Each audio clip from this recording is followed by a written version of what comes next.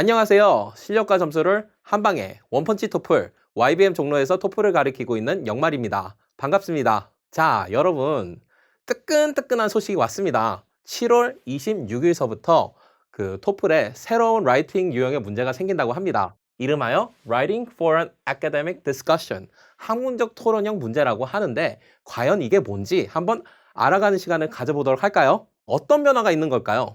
일단은 리딩 섹션에서 그 문제 수가 줄어듭니다. 기존 30문제에서 20문제로 줄어들고요. 그리고 리스닝과 리딩에 있었던 속히 말하는 더미 문제들, 그 더미 문제들이 없어집니다. 이제 더 이상 성적에 반영도 안 되는 그런 더미 문제들을 풀 이유가 없습니다. 마지막으로 저희가 가장 눈여겨봐야 할 부분, 라이팅 문제 유형이 변한다는 것. 기존의 독립형은 없어지고 그 자리에 토론형이 대신 들어오는 겁니다. 그 문제 푸는 시간도 기존 독립형 30분에서 그 토론형으로 넘어오면서 10분으로 단축이 되고요. 따라서 전체적으로 시험 보는 시간도 줄어들게 돼 있습니다. 이 부분을 이제 ETS에서는 굉장히 강조를 하던데 이 테이블을 제가 ETS 그 홈페이지에서 가지고 온 거거든요.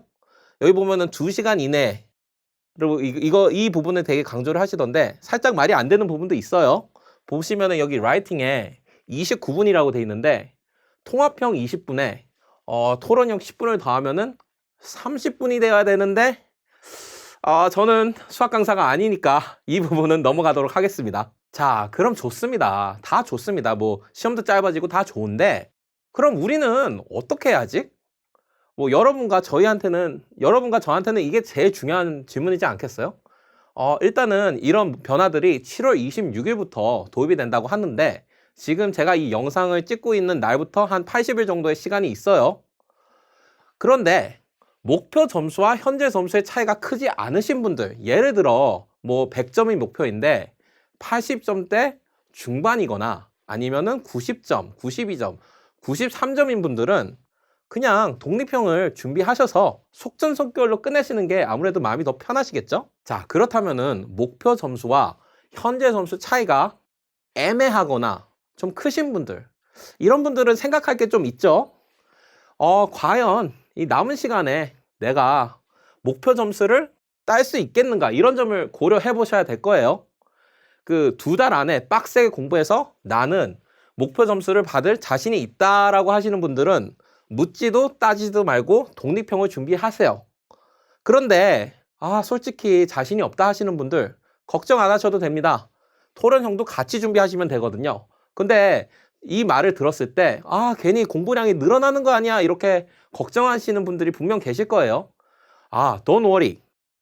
왜냐하면은 토론형이랑 그 독립형이랑은 유사한 부분이 상당히 많아요. 그 부분에 대해서는 제가 나중에 또 설명을 해드리겠습니다. 지피지기 100전 100승, 적을 알고 나를 알면은 뭐 싸워서 질 일이 없다고 그러죠. 그렇다면은 한번 적을 알아보는 시간을 가져볼까요? 제가 그 ETS 홈페이지에 가가지고 자료들을 좀 찾아봤는데 거기에 나온 자료에서 그 Writing for an Academic Discussion에 대한 그 부분을 5가지로 요약을 할 수 있더라고요. 첫 번째, 온라인 디스커션이다. 제가 미국에서 학교를 다닐 때도 굉장히 많이 했던 과제 중에 하나인데 일단은 교수님이 게시물을 올리면은 거기에 제가 이제 댓글처럼 다는 겁니다. 그러면은 저는 거기에 대해서 participation 포인트를 받는 뭐 그런 과제였는데 그런 거랑 비슷한 거를 이제 하겠다는 거고요. 두 번째, 교수님의 그 질문이 올라오면은 그 옆에 학생 2명의 답변이 이렇게 딱딱 나오는 스타일로 된다. 셋째, 우리가 해야 할 것은 여기서 이 흐름을 이어서 그 댓글 릴레이에 참여하는 겁니다. 기여를 해야 된다는 거죠. Write a response that contributes to the discussion. 그리고 넷째, 총 주어진 시간은 10분. 그리고 다섯째, use your own words. 남의 쓴 거를 베끼지 말라는 거죠. 특히 그 2명이 했던 그 답변에 있는 내용과 뭐 복사를 하면 안 된다는 겁니다. 오케이. 그럼 그렇다면은 문제가 어떻게 생겼는지 한번 볼까요? 여기 보시면 왼쪽 상단에 요 지시문이 나옵니다. 인스트럭션이 나오고요. 그 아래에 그 교수님이 백그라운드 설명을 해주십니다. 이렇게 여기 요 백그라운드 설명이 나오고 바로 그 아래에 저희가 답해야 할 문제가 나오는 이런 식으로 이제 문제가 나오고요. 그리고 아까 말씀드렸다시피 2명의 학생의 답변이 이렇게 딱딱 나옵니다. 이게 딱 봤을 때도 읽는 게 굉장히 많죠? 여기 읽기 플러스 쓰기 통합형이라고 할 수 있겠습니다. 그리고 여기 보시면은 최소 100단어. 100단어라고 하면은 한 7에서 9문장 정도 될까요? 그리고 제가 좀 놀랐던 부분이 있었는데 그 부분이 뭐냐 하면은 여기요. 타이머. 읽기 시작과 함께 타이머가 시작이 되더라고요. 보통 통합형은 쓰면서 이제 타이머가 시작이 되는데 여기는 요 문제가 나온과 동시에 10분 카운트다운이 시작된다. 이 점은 꼭 유의하셔야 될 것 같습니다. 그렇다면은 중요한 채점 기준은 어떻게 될까요? 그 ETS에서 올라온 Writing Rubrics를 한번 참고해 볼까요? 만점 5점을 받는 글은 relevant, 관련성이 있어야 하고요. very clearly expressed, 명확하게 표현된 contribution, 기여하는 글이어야 한다는 겁니다. 즉, 글이 산으로 가면 안 된다. 또한 그 글을 읽는 입장에서 알아듣기 쉬워야 된다. 그 아래 보시면은 relevant가 한번 또 나오죠. 그 토플 채점하시는 분들은 산을 가는 걸 별로 안 좋아하세요.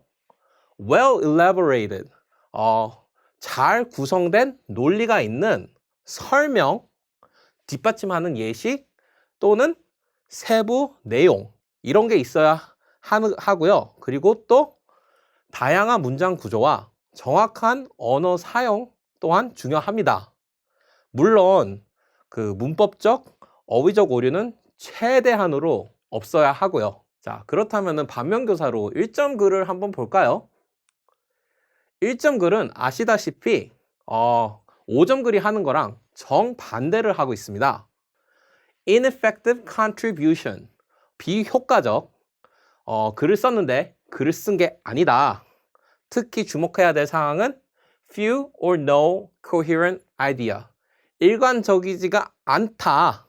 즉 따로따로 논다. incoherent ideas.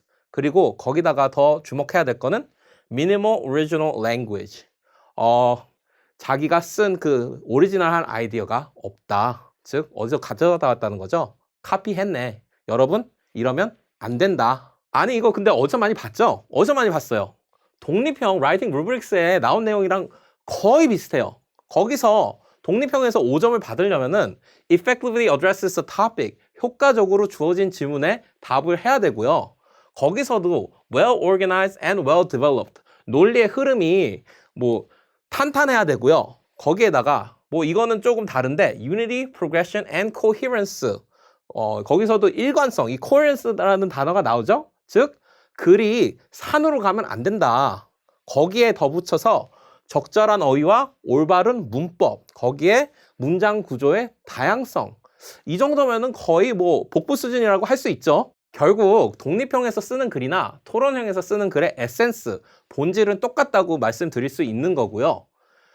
차이가 있다면은 독립형에서는 이렇게 이제 수트를 입은 것처럼 좀 더 형식적이고 포멀하고 격식이 있는 것, 예를 들어서 글의 서론, 본론, 결론 이런 구조를 띈다는 점.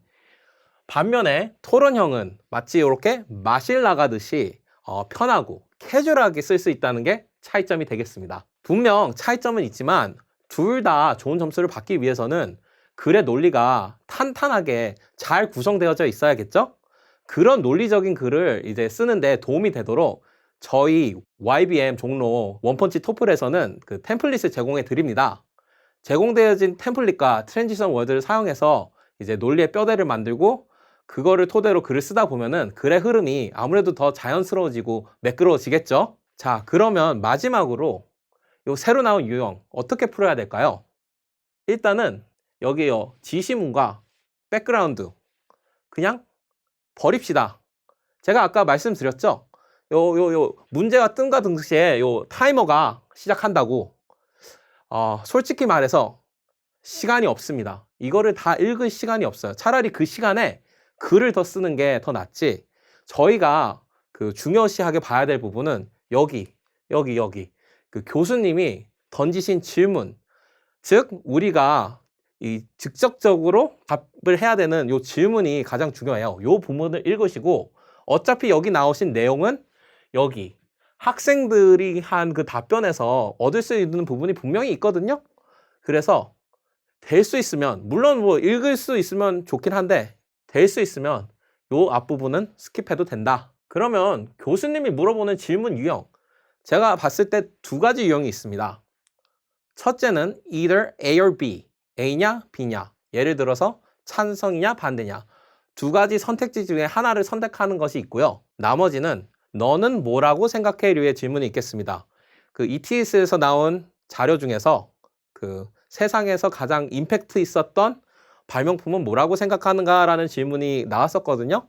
그게 이제 요 부류에 속한다라고 보시면 됩니다. 질문이 무엇이냐에 따라서 그 질문을 답하는 양식도 살짝 달라지겠죠. 가령 교수님이 찬성 아니면 반대 질문을 하셨어요. 그러면 저희는 이제 답하는 입장에서 어느 한쪽을 정하고 그 한쪽을 이제 지지하는 다른 학생의 글을 토대로 나만의 또 다른 의견을 제시할 수 있는 겁니다. 단 여기서 주의할 점은 다른 학생의 글을 읽을 때 정독을 할 필요는 없다는 겁니다. 그 학생이 쓴 글을 얘네들이 말하는 걸 그냥 핵심만 쏙쏙 뽑아가지고 내 글에 녹여서 또 다른 의견을 제시할 수 있다는 것. 그러므로 인해서 이제 시간을 아낄 수 있다는 것. 근데 만약에 교수님이 묻는 질문이 두 번째 유형이라면 그때는 굳이 다른 학생의 의견을 내 글에 녹아내릴 필요는 없다. 언급할 필요가 없습니다. 충분한 예시와 근거가 있으면은 이제 그 루브릭스에 나온 그 조건을 충족시키면서 글을 써내려 가면은 그게 바로 만점짜리 답안이 되는 겁니다. 자, 이렇게 해서 7월 26일 새로 도입되는 토플 라이팅 토론형에 대해서 많은 얘기를 나눠봤는데요. 제가 이제 마지막으로 드리고 싶은 말씀은 Don't panic, you got this. 너무 걱정하지 않으셨으면 좋겠습니다. 제가 종로 YBM에서 여러분들의 토플 준비 철저하게 해드리겠습니다. 실력과 점수를 한 방에 원펀치 토플 영말이었습니다.